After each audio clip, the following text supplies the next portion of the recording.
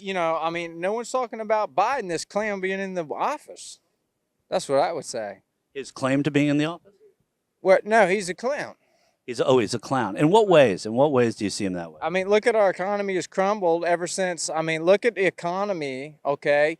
And when Trump got in, you look at one thing, and then you look at when Biden got in. It's a totally different scenario. This MAGA moron is spouting a popular right-wing talking point that under President Joe Biden, the American economy has never been worse. But that couldn't be further from the truth, as some big economic data released this week makes clear. The Bureau of Labor Statistics announced that the U.S. economy added over 336,000 jobs in September, blowing away expectations and sending the stock market surging. Oh yeah, inflation's down too. And that job growth is spread broadly across the economy, with restaurant and bar jobs returning to pre-pandemic levels, while public sector employment in high-skilled positions actually surpassed where we were in 2020. Which brings me to my favorite recurring segment, watching Republicans try to respond to jobs numbers that are way better than anyone expected. This time, we turn to Fox Business nutcase Maria Bartiromo.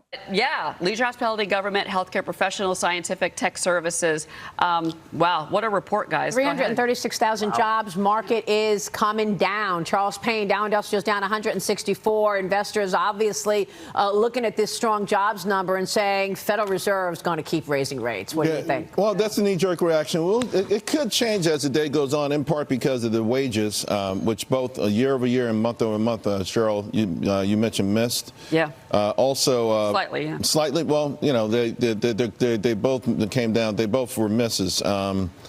Also,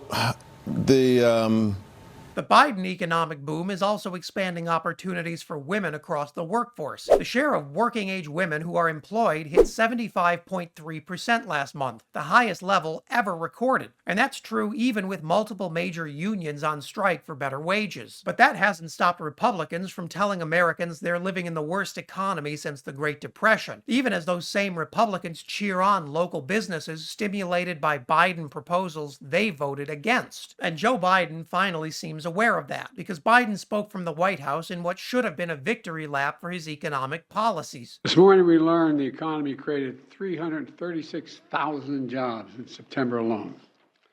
That means since I've taken office, we've created 13.9 million new jobs. You heard me say it before, I'm going to keep saying it. My dad had an expression. He said, Joey, a job's about a lot more than a paycheck. It's about your dignity. It's about respect. It's about being able to look your kid in the eye and say, honey, it's going to be okay, and mean it. Well, 336,000 more Americans, if they have children, can say that to their children and mean it. But this is Joe Biden, and for some reason, Joe Biden doesn't take victory laps. So instead of seizing the moment to put forward a bold vision of what Bidenomics means for America and why Democrats are the party of growth, we got this. The unemployment rate has stayed below 4% for 20 months in a row, the longest stretch in 50 years. We've achieved a 70-year low in unemployment rate for women, record lows in unemployment for African Americans and Hispanic workers, and people with disabilities, folks who have been left behind in previous recoveries and left behind for too long.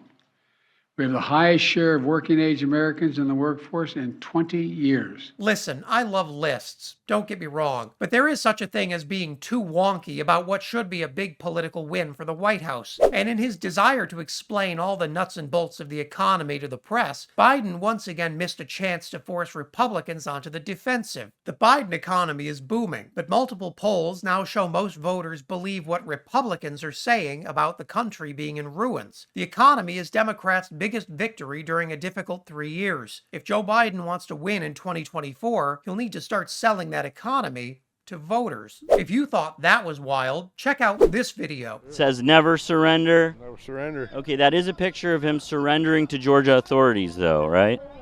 Fair. And as always, leave a comment below so you can let me know what I should cover next.